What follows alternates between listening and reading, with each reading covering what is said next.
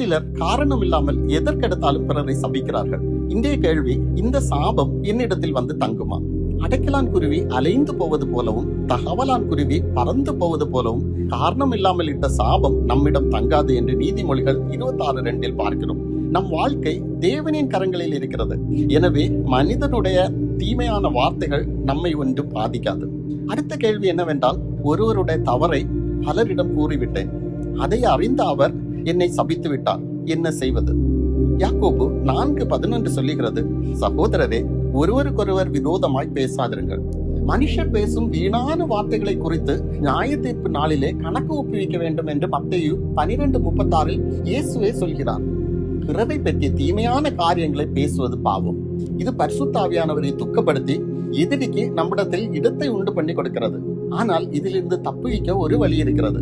செய்த தவறை அறிக்கையிட்டு தேவனிடம் மன்னிப்பு கேட்க வேண்டும். நீங்கள் பிறர் செய்த தவறுகளை மன்னித்தவராக இருந்தால் இது உங்களுக்கு மன்னிக்கப்படும்.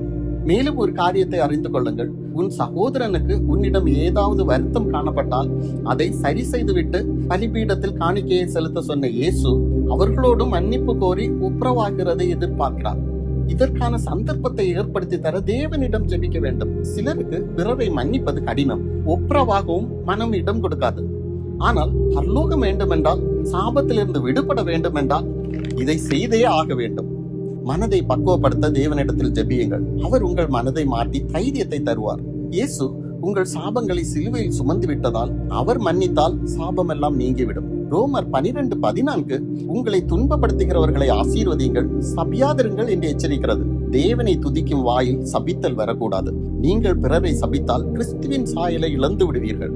பிறர் செய்த தீங்கிற்கு பழிவாங்கவும் கூடாது. உங்களிடம் வஸ்திரத்தை பிடுங்குகிறவனுக்கு அங்கேயும் விட்டு கொடுங்கள். தீமையோடு எதிர்த்து நிற்க வேண்டாம். பரலோக பிதாவை போல பூரண சர்க்குணராயிருங்கள் என்று இயேசு உங்களோடு இன்று பேசிக் கொண்டிருக்கிறார். அவர் சத்தத்துக்கு செவி கொடுங்கள். நித்திய ஜீவனை சுதந்திரித்துக் கொள்ளுங்கள். ஆமென்.